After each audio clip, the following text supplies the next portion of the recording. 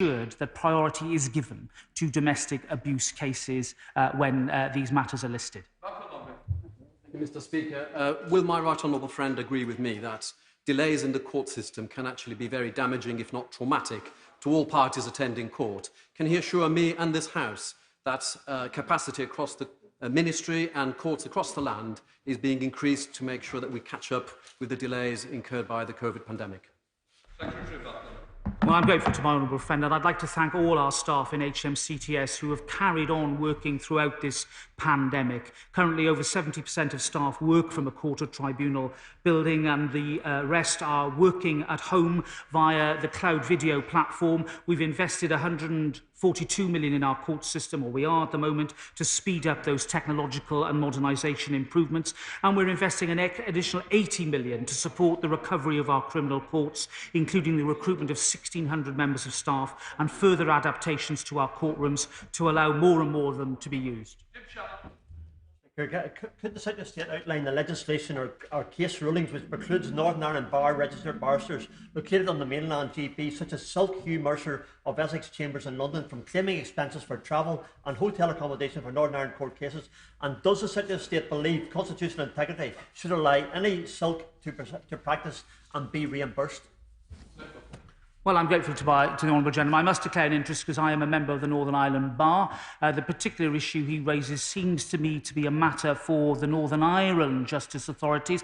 However, I will discuss the matter with him further so that we can obtain maximum clarity.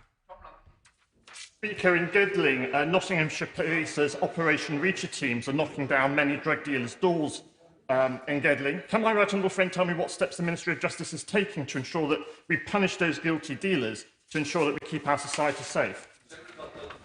Well, I pay tribute to that operation in Nottinghamshire and to many others that are safeguarding our communities. Parliament has indeed provided the courts with the full range of sentencing powers in order to deal effectively with these offenders, but tough enforcement is also a fundamental part of our approach, and we are taking a smarter approach to the restriction of drugs supply, using technology and data, and taking partnership action with other agencies to tackle drugs alongside other criminal activity. Thank you, Mr. Speaker. Devon and Cornwall Police were an early adopter of the virtual court processes, but sustaining these new arrangements is taking up valuable police officer time. Could the Secretary of State confirm what steps the Department has taken to ensure these courts can continue to operate effectively during the outbreak so police forces can keep their officers on the streets? Well, the work of Devon and Cornwall Police in making sure that virtual court processes carry on at this challenging time is very much appreciated. I am going to include in primary legislation, to be introduced as early as possible in 2021, provision to allow court-appointed contractors to staff those virtual courts within police custody suites in order to relieve the burden on serving police officers. In order to allow the safe exit of vulnerable members participating in this item of business and the safe arrival of those participating in the next, I am suspending the House for 3 minutes. Order.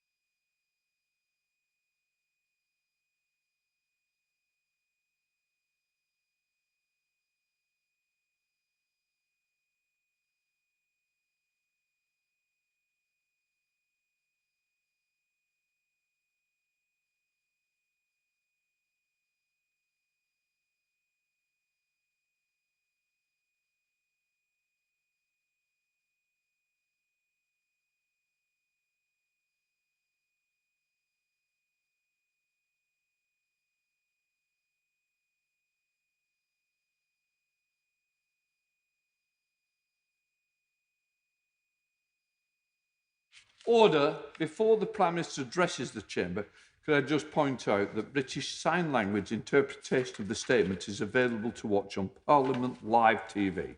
I now call the Prime Minister to make his statement. Prime Minister Boris. Mr. Speaker, with your permission, I will make a statement on our response to the rising number of coronavirus cases and how we must act now to avoid still graver consequences later on.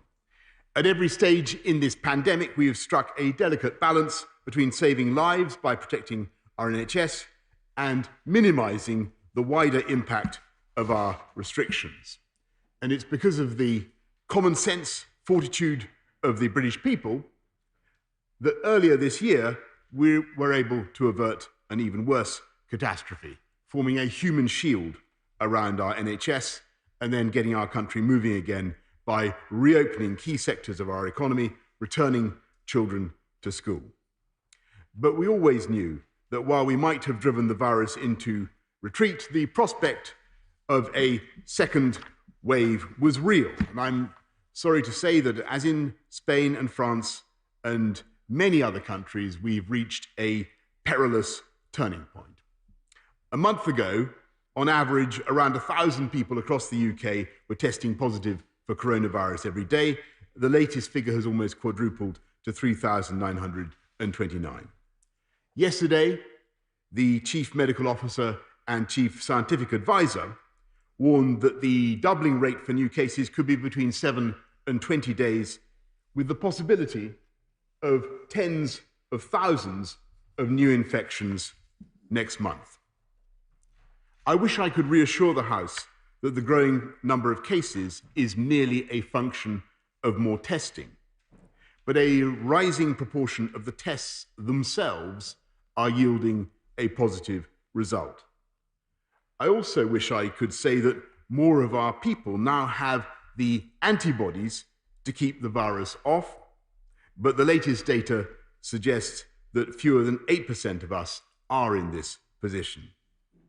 It's true that the number of new cases is growing fastest amongst those aged 20 to 29, but the evidence shows that the virus is spreading to other more vulnerable age groups, as we have seen in France and Spain, where this has led to increased hospital admissions and, sadly, more deaths. In the last fortnight, daily hospital admissions in England have more than doubled. Tens of thousands of daily infections in October would, as night follows day, lead to hundreds of daily deaths in November, and those numbers would continue to grow unless we act. And as with all respiratory viruses, COVID is likely to spread faster as autumn becomes winter. Yesterday, on the advice of the 4 chief medical officers, the UK's COVID alert level was raised from 3 to 4, the second most serious stage, meaning that transmission is high or rising exponentially. So this is the moment when we must act. If we can curb the number of daily infections and reduce the reproduction rate to 1, then we can save lives, protect the NHS and the most vulnerable, and shelter the economy from the far sterner and more costly measures that would inevitably become necessary later on. So we're acting on the principle that a stitch in time saves 9. The government will introduce new restrictions in England, carefully judged to achieve the maximum reduction in the R number with the minimum damage to lives and livelihoods. I want to stress that this is by no means a return to the full lockdown of March. We're not issuing a general instruction to stay at home. We will ensure that schools, colleges and universities stay open because nothing is more important than the education, health and well-being of our young people. We will ensure that businesses can stay open in a COVID-compliant way. However, we must take action to suppress the disease. First, we are once again asking office workers who can work from home to do so. In key public services and in all professions where home working is not possible, such as construction or retail, people should continue to attend their workplaces. And like government, this House will be free to take forward its business in a COVID-secure way, which you, Mr. Speaker, have pioneered. Second, From Thursday, all pubs, bars and restaurants must operate a table service only, Mr. Speaker, except for takeaways. Together with all hospitality venues, they must close at 10 p.m. And to help the police enforce this rule, I'm afraid that means, alas, closing and not just calling for last orders, because simplicity is paramount. The same will apply to takeaways, though deliveries can continue thereafter. And I'm sorry that this will affect many businesses just getting back on their feet, but we must act to stop the virus from being transmitted in bars and restaurants. Third, we will extend the requirement to wear face coverings to include staff in retail, all users of taxis and private hire vehicles, and staff and customers in indoor hospitality, except when seated at a table to eat or drink. Fourth, in retail, leisure and tourism and other sectors, our COVID-secure guidelines will become legal obligations. Businesses will be fined and could be closed if they breach the rules. Fifth, now is the time to tighten up the rule of 6. I'm afraid that from Monday, a maximum of 15 people will be able to attend wedding ceremonies and receptions, though up to 30 can still attend a funeral as now. We will also have to extend the rule of 6 to all adult indoor team sports. Finally, we have to acknowledge that the spread of the virus is now affecting our ability to reopen business conferences, exhibitions, and large sporting events. So we will not be able to do this from the 1st of October, and I recognise the implications for our sports clubs, which are the life and soul of our communities, and my right honourable friends, the Chancellor and Culture Secretary, are working urgently on what we can do now to support them. Mr. Speaker, these rules, these measures, will only work if people comply. And there is nothing more frustrating for the vast majority who do comply, the law-abiding majority, than the sight of a few brazenly defying the rules. So these rules will be enforced by tighter penalties. We've already introduced a fine of up to £10,000 for those who fail to safe isolate, and such fines will now be applied to businesses breaking COVID rules. The penalty for failing to wear a mask or breaking the rule of 6 will now double to £200 for a first offence. We will provide the police and local authorities with the extra funding they need, a greater police presence on our streets, and the option to draw on military support where required to free up the police. The measures I've announced all apply in England, and the devolved administrations are taking similar steps. I spoke yesterday with each of the First Ministers and again today, and I thank them for their collaboration. The health of everyone in these islands depends on our common success. Already, about 13 million people across England are living under various local restrictions over and above national measures. We will continue to act against local flare-ups, working alongside councils and strengthening measures where necessary. And I want to speak directly to those who were shielding early in the pandemic and who may be anxious about being at greater risk.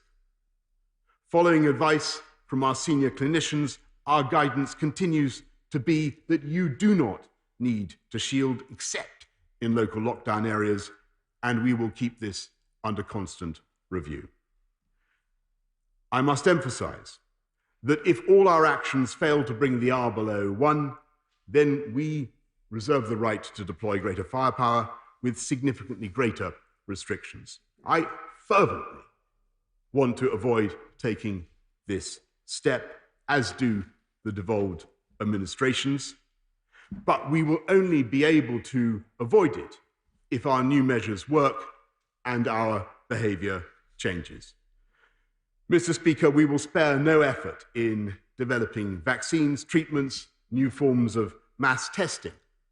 But unless we palpably make progress, we should assume that the restrictions I have announced will remain in place for perhaps 6 months.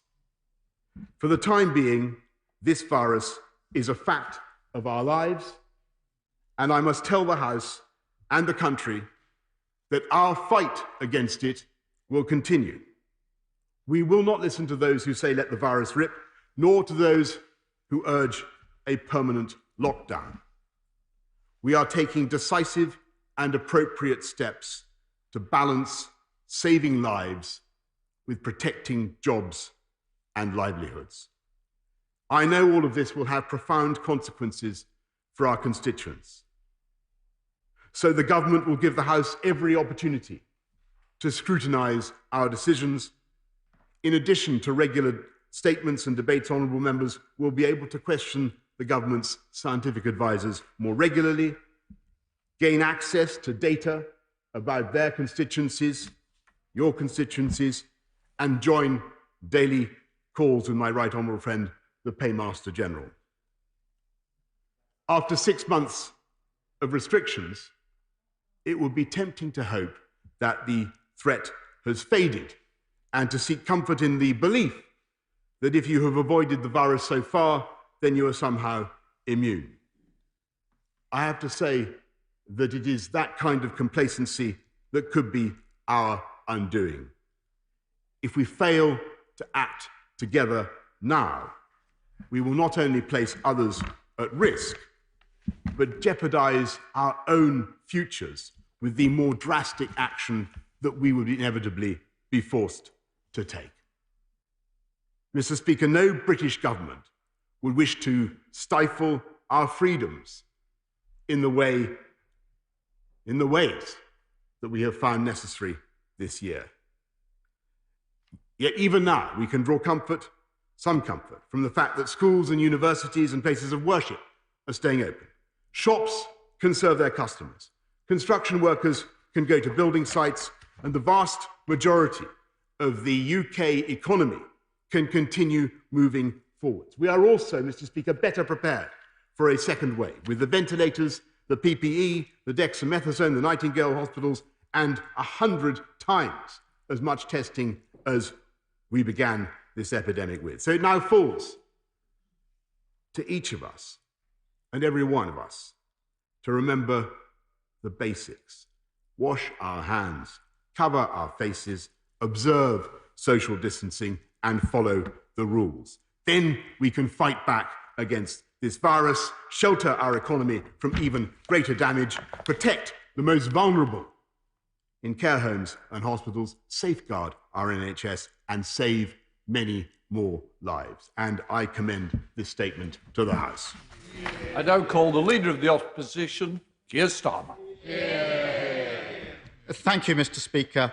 I want to thank the Prime Minister for advance sight of his statement and for his telephone call last night. Mr. Speaker, the picture presented yesterday by the government's advisers was stark and cannot be ignored. Infections are rising, hospitalisations are rising, the trajectory is clear, and we know from bitter experience what happens next. So it is right that the Prime Minister is announcing further measures today, and we support those measures, just as we supported lockdown in March and the more recent local lockdowns. Although we fierce criticism of the way the government is handling this pandemic, when restrictions are needed, the national interest lies in clear communications and cross-party support. And so we will, as we've done before, encourage people to follow the government guidance and obey the rule of law. Mr. Speaker, families across the country will be anxious today. Many are already living under local lockdowns. Many more fear that soon they will. They're worried about their jobs, about their loved ones, and whether they will be able to spend Christmas with their families. They will also be worried that the government doesn't have a clear strategy. One day, people are encouraged to work in the office. In fact, more than encouraged, they were openly challenged by the Prime Minister for not doing so. Today, they're told the opposite. This is a time of national crisis, and we need clear leadership. So it's right the Prime Minister answer a number of serious questions about the next steps. First, a number of areas in England already have localised restrictions, including some that are very similar to those announced today. Pubs and restaurants in Bolton, for example, have been told to shut at 10 p.m. for about 2 weeks. Leicester's been in localised restrictions for about 3 months, and yet the infections in those areas remain high. So can the Prime Minister be sure that the restrictions he's introducing today will be effective at suppressing the virus? And if they don't work, when does he envisage further measures might be necessary? I also want to ask about the support for families and businesses. These restrictions will put further pressures on the hospitality sector, on high streets and town centres, on people's jobs and businesses. So what emergency financial support will be made available to those that need it? There was nothing in the Prime Minister's statement about that. There's a big gap here. And will he now accept that withdrawing the furlough scheme in one fell swoop would be a disaster, and actually at complete odds with the measures he's just announced for possibly up to 6 months? And will he take us up on our offer to work with him and trade unions and businesses on a replacement scheme that protects jobs and businesses? Mr. Speaker, given the rise in infections we're seeing, these restrictions are necessary, but they were not inevitable. We warned the Prime Minister months ago that testing need to be fixed by the autumn. The Academy of Medical Sciences told him the same in July. They said testing and tracing capacity will need to be significantly expanded to cope with the increased demands over the winter. But the government didn't listen. They pretended there wasn't a problem. They didn't act quickly enough. Now the testing system isn't working just when we need it. We should also recognise that a second national lockdown is not inevitable. That would be a huge failure of government, not an act of God. There is still time to prevent it. That must be a national effort. Labour will do whatever is reasonable and necessary to support that, to save lives, to protect the NHS. But the government must lead, and they must do so fast. Prime Minister. Well, Mr. Speaker, I'm grateful to the right honourable gentleman for his support. Though I notice that it seems to come and go, but it seems to be here today. He criticises testing. He should know, Mr. Speaker, that as I've told the House many times, this country is now testing more than any other country in Europe. One test for every 5 people, and actually, in spite of the massive increase in the demand for testing, we have greatly increased the number of contacts that are being reached from the index cases, and I think he should pay tribute to those who are involved in the whole testing operation, in spite of all the difficulties that they face. He mentions the success of local lockdowns, and he's absolutely right to draw attention to what happened in Leicester, and that was a heroic effort of local people, and it's happened in other parts of the country, local people pulling together to drive the virus down. That is what we hope to encourage throughout the country, and that is certainly part of our strategy. He asked, Mr. Speaker, about what we're doing to support business, to support families and to support communities across the country, as though we hadn't already, quite rightly, spent £160 billion, Mr. Speaker, to support business and jobs across the country, jobs and livelihoods, and we will continue to put our arms around the people of this country. Mr. Speaker, I'm grateful, as I say, for what he has said, for the support such as it is that he has offered. But what I can tell him is that in putting forward the message of support, I hope he will also say to everybody in his constituency and elsewhere that this is a balanced and a proportionate response to the crisis that we face. We are driving the virus down. That is our objective by these measures. But we are also, as I said, Mr. Speaker, keeping the vast majority of the UK economy going. That is our programme. That is what we intend to do. This is a package. This is a package to drive down the R, but also to allow education and jobs and the growth to continue. And that is absolutely vital for the right honourable gentleman to understand. And I hope in his support, which I welcome, he will communicate that to the country as well. Let's head to Amersham with Dame Cheryl Gillen. Dame Cheryl Gillen. One of the most difficult decisions a Prime Minister has to take in a democracy is to restrict our freedoms for the greater good. And in the measures he's announced today and the cross-party consensus, I think my right honourable friend has sought balance and proportionality, as he says, protecting the economy whilst reducing the risk of the virus spreading like a wildfire.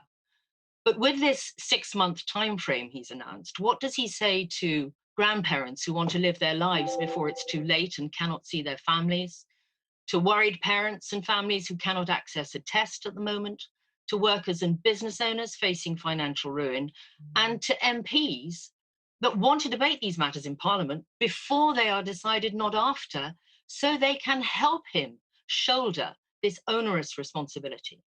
How can he convince all of them that he's taking the right path and unite our country with hope of an end to this misery. I thank my right honourable friend, and she's entirely right that Parliament should and will debate these issues, and, Mr. Speaker, we will make time early next week in government time for a full debate on these measures. Leader of the SNP, Ian Blackford.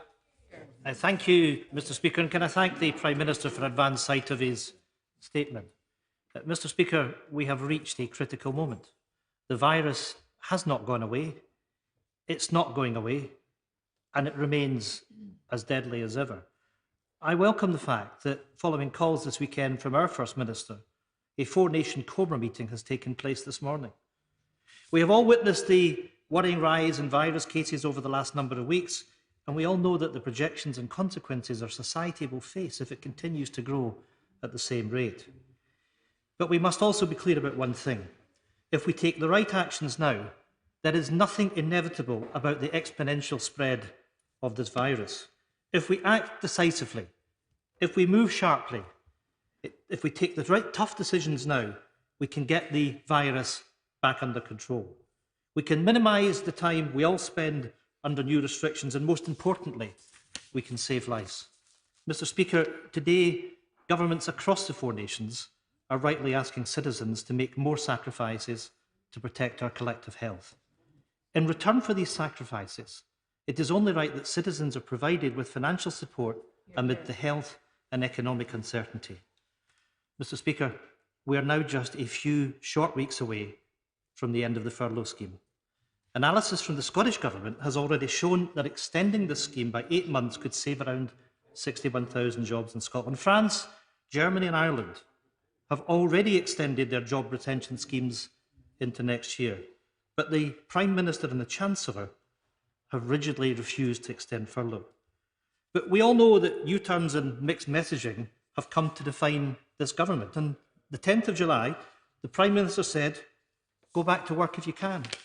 On the 14th of August, the Chancellor said it was crucial that we do our bit, such as going back to our place of work. And on the 27th of August, government sources said, go back to work or risk losing your job.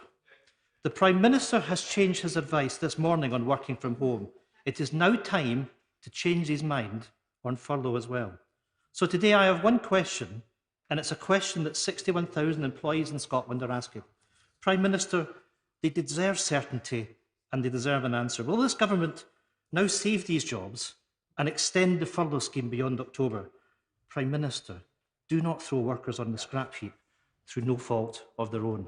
Prime Minister. Well, Mr. Speaker, there was a great deal in the right honourable gentleman's question that I agreed with, and I think he's right that we need to take decisive action now, and I'm very grateful for the collaboration that we've all been engaging across the UK.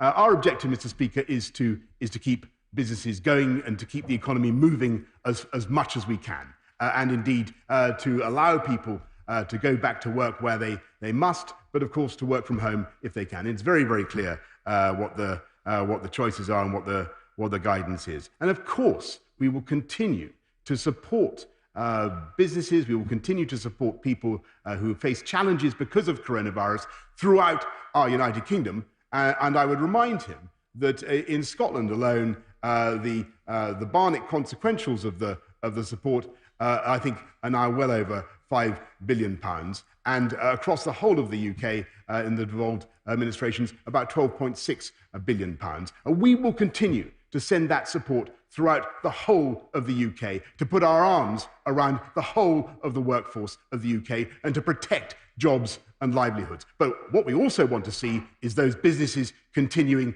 and jobs being created. Jeremy Hunt. Thank you, Mr. Speaker. I support the measures announced today. The Prime Minister will have decided them with a heavy heart, but all the evidence from South Korea, Singapore and other countries is that early, decisive action now is the best way to avoid a second full lockdown later. I want to ask you about testing. We have tripled capacity since May and will double it again by the end of October. So there has been a transformation, but we're not there yet. How can he reassure a school in my constituency, which has a child who is tested positive, but they only get a quota of 10 tests every 3 weeks, And they are worried that they may have people who are passing on the virus asymptomatically that they're not able to identify. What would he say to them and to schools up and down the country that are trying so hard to do the right thing? Minister. Mr. Speaker, my right honourable friend is absolutely right that we are and have massively increased testing across the country. We're now prioritising teachers, as he knows.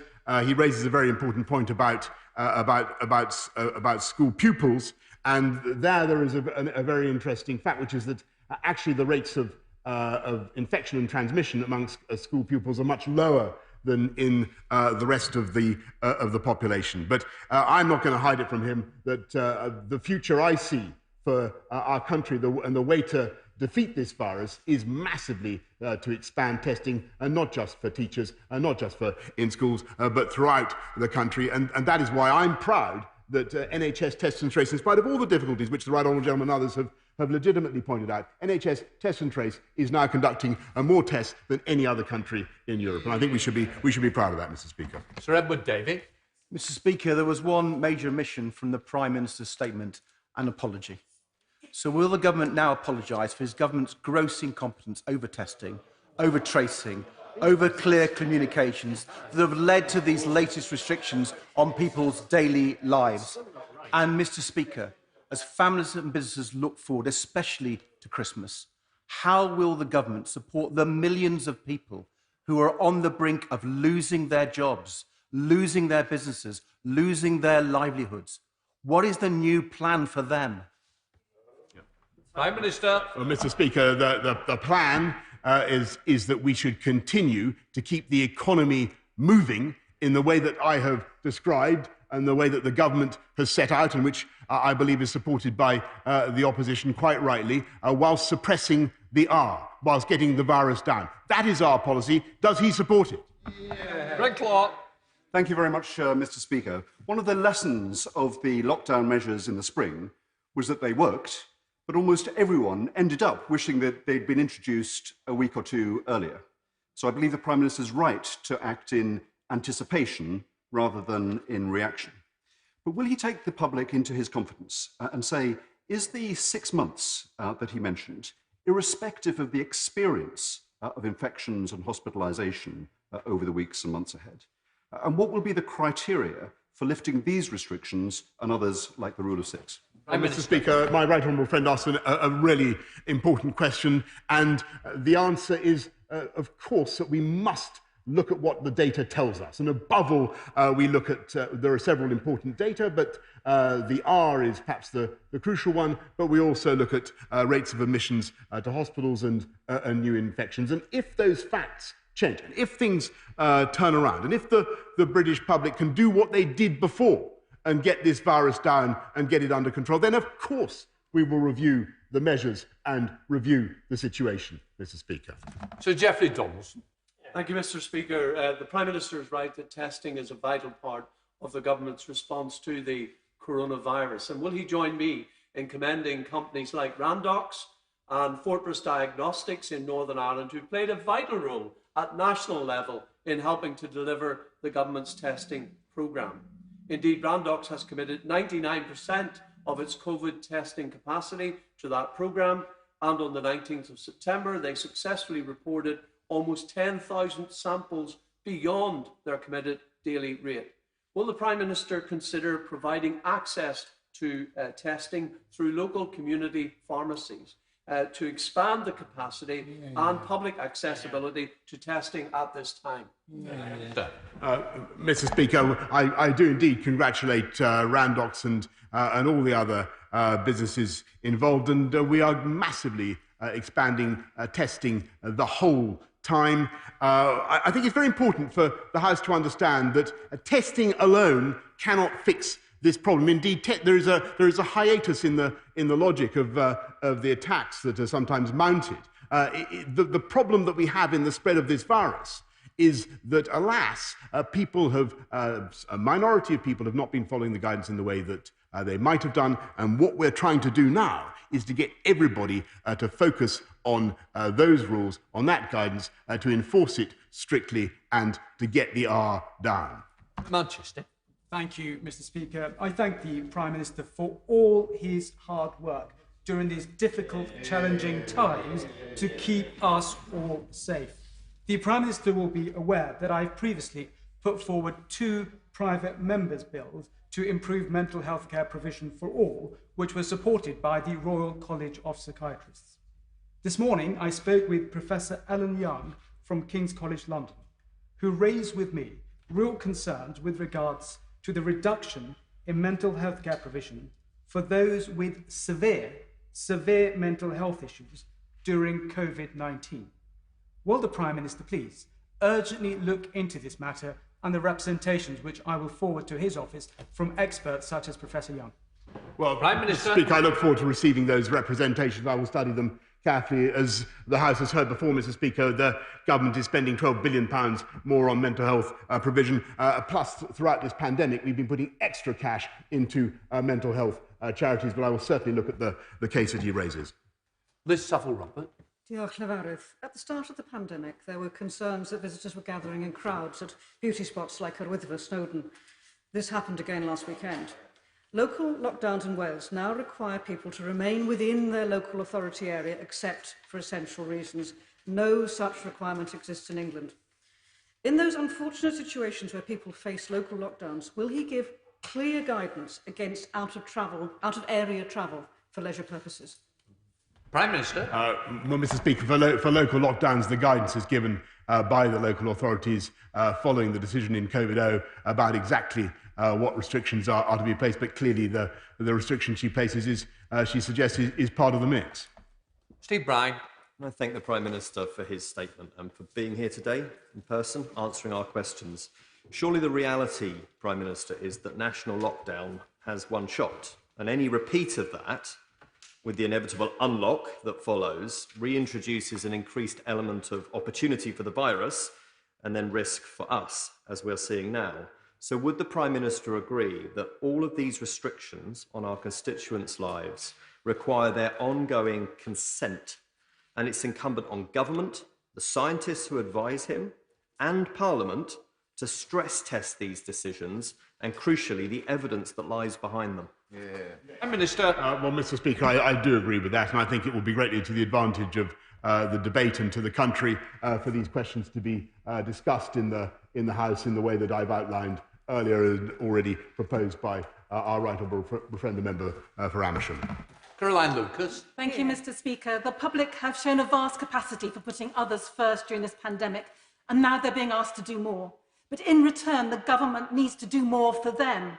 Public consent is dependent on not being forced into financial ruin. So will he ensure that the sectors most affected, like hospitality and the arts, continue to get the financial support that they need? And in particular, will he meet with me and other honourable members to find solutions for over 3 million self-employed people who have not been covered by existing financial schemes? He says he's going to put his arms around the whole workforce. Many millions of the self-employed have not felt the benefit of that embrace. Prime Minister. Mr. Speaker, she raises an important point, and we have extended loans, grants to every conceivable sector of the economy, and we will do 1.57 billion to the arts sector alone that she mentions, and we will of course do more. But the most important thing we can do, Mrs. Speaker, and I return to the central message I'm trying to get over today, is that we've got to push down on the R while simultaneously allowing as much of the economy to flourish as we possibly can. And that is our collective objective today. Andrew Passy. Speaker, the country is now full of amateur infection control experts, amateur epidemiologists, the old Captain Hindsight, and I don't intend to be one of those, but I must express to him the concern of constituents in my area where our 7-day rolling average is now well below 20 and falling, where people have followed the rules, have seen people at protests, at street parties, not having action taken against them, and we will now suffer as a result of these further measures. To support them, though, I do, and in particular hospitality will suffer. So can I urge him to look again at the government's plans to halve the small brewers rate relief, which will damage small brewers, particularly craft brewers, and can we look again at that? This is not the time to be introducing such changes. Minister. Well, Mr. Speaker, he speaks eloquently, my honourable friend speaks eloquently for his constituents and those who feel let down by the minority who are not enforcing, not obeying the rules. That's why we're outlining this programme of tough enforcement today, and I will certainly look at the. I will certainly ask my right honourable friend, the Chancellor, to look at the fiscal measures that he proposes in respect of small brewers. Stephen Farr. Thank you, Mr. Speaker. The Prime Minister will have support for taking the necessary measures to contain and suppress the virus, but he is receiving a very strong message from both sides of the House today that he does need to revisit the economic support measures, particularly in light of changed circumstances and bearing in mind the need to look at other creative and innovative solutions. So therefore, will he accept, whenever the Chancellor made a statement back at the beginning of July, there was a certain set of planning assumptions. Those no longer apply with the virus. Therefore, it is incumbent on the government to change course on what they're doing to support people as well. Prime Minister. Well, Mr. Speaker, I acknowledge the point that the honourable gentleman has made, and it's certainly our intention as we go forward to do everything we can, as I've said, to protect lives, livelihoods, put our arms around everyone in this country. I think no one could deny that the Chancellor has been exceptionally creative and ambitious in the plans that he's set out, and he will continue to apply the maximum possible imagination and creativity in this respect. Nick Fletcher. Thank you. Don Valley appreciates all the work the Prime Minister and his team are carrying out in response to the recent rise in the cases of COVID-19. That said, I must say to my right honourable friend that blanket restrictions are affecting all people of all ages, immaterial of the actual risk posed to them. Could the government therefore not ask individuals to carry out a personal COVID risk assessment, the results of which could determine whether someone needs to shield or can go about their daily lives? This will help boost the economy while protecting the vulnerable. After all, many people's lives are being affected tremendously by these restrictions, especially the young, who, as we all know, are only young once. Prime Minister. Mr. Speaker, my honourable friend really puts his finger on the heart of the problem, of the dilemma. Because, of course, the tragedy of the coronavirus epidemic is that people who are not badly affected themselves can nonetheless pass it on unwittingly to older or more vulnerable people. So your harmless cough can be someone else's death knell, unfortunately. And that is why we have to apply the restrictions that we do. But he's right also to look ahead to a time when I do believe we will be able much more easily to identify, Mr. Speaker, whether or not we are infectious, and to allow us, therefore, to go about our daily lives more easily, young and old. Gerald Jones. Thank you, Mr. Speaker. By 6 p.m. this evening, both local authorities covering my constituency will be under Welsh Government local lockdown restrictions aimed at slowing the spread of the virus. Among the restrictions will be a restriction on holiday travel, meaning that constituents will not be able to go on planned holidays. And some holiday companies are refusing refunds on the grounds that local restrictions are not covered by UK law, and pointing instead to Foreign and Commonwealth Office advice on travel. Yeah. So what can the Prime Minister do to support constituents in this case, and what is his message to those holiday companies? Good question. Prime Minister. Mr. Speaker, he asked an excellent question, and it's not an anomaly that I hitherto been aware of, but if he would care to write to me with the details of his constituents' concerns, I will certainly take it up. Gratia. Thank you, Mr. Speaker. Mr. Speaker, Darren Valley Hospital in my constituency did an amazing job at the heart of the outbreak, as did many of my local GP surgeries. However, they were under huge pressure. Therefore, would the Prime Minister consider extending the ability of local pharmacies and chemists to administer health treatment so these gems on our high street are able to ease the pressure on our health system? I thank my honourable friend, and he's completely right that pharmacies and chemists are in the front line of our healthcare and do an absolutely outstanding job in testing people for all kinds of things, COVID amongst them, and we will certainly support them in any way that we can. Let's head to Kenny McCaskill in Scotland. Kenny McCaskill. Thank you, Mr. Speaker. We may well have to endure for 6 months or more, but it's less than 6 weeks until furlough scheme ends. Germany, France, and even Ireland are extending furlough schemes for specific sectors. It's a political, not a health decision.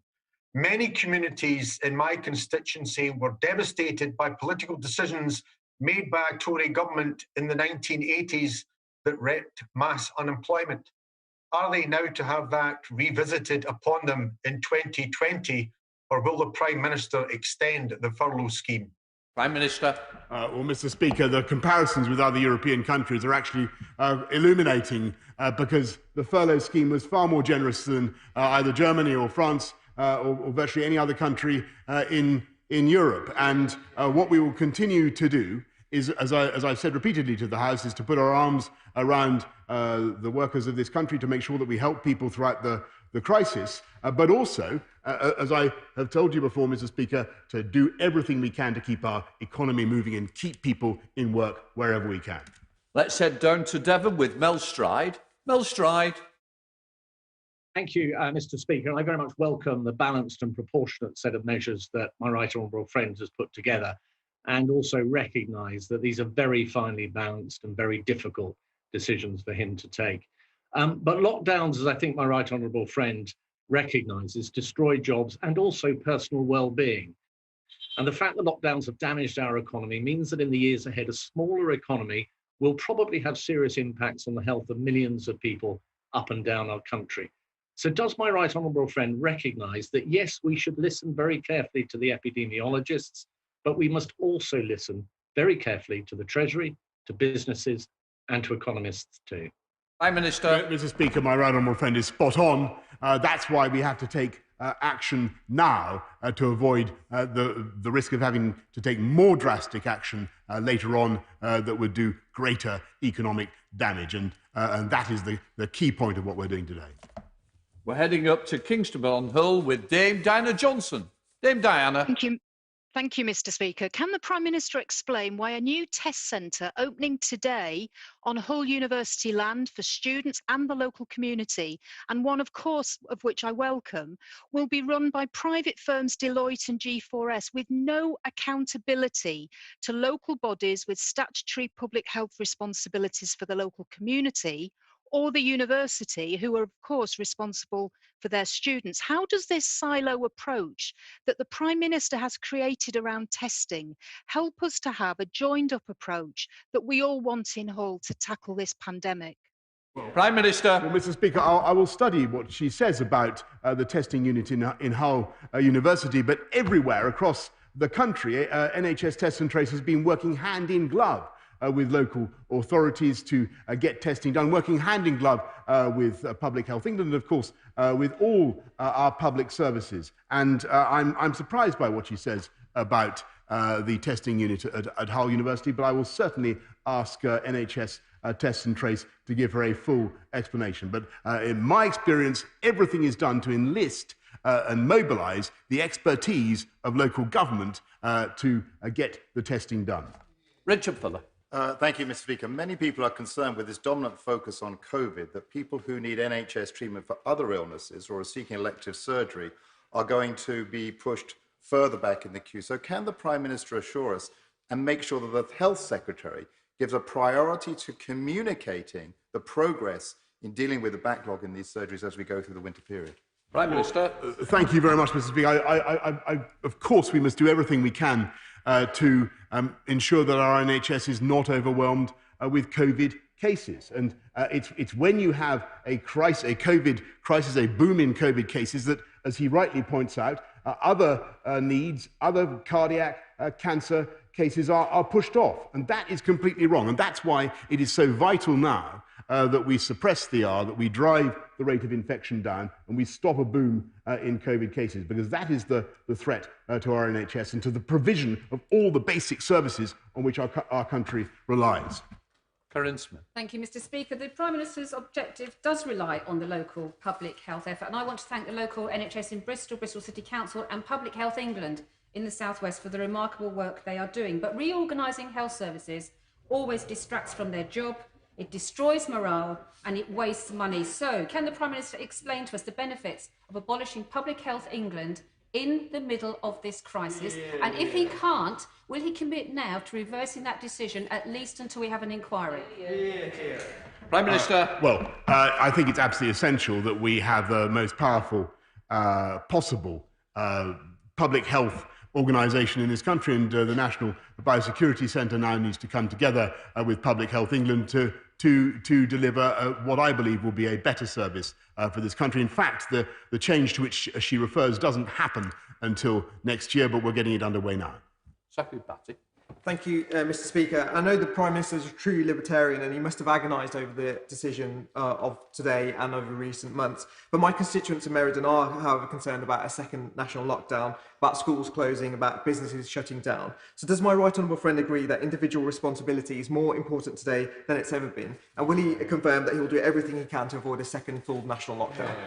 Mr. Speaker, I thank my honourable friend. The whole objective today is to avoid that second national lockdown. Nobody wants to see that, and he's indeed right to point the finger at us all. We can do this together if we take responsibility for the way we behave, the way we enforce the rules, the way we act in public places. That is how we will get the R down collectively and defeat the virus. Killian.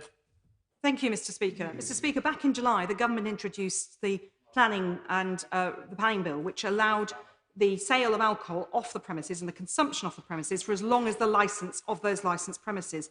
Today, just a week later, the Prime Minister has come to the House saying that there will be no sales, no service in hospitality after 10 o'clock at night. Can he explain the rationale behind that 10 o'clock curfew and the very fast turn of change of plan by the government? Minister.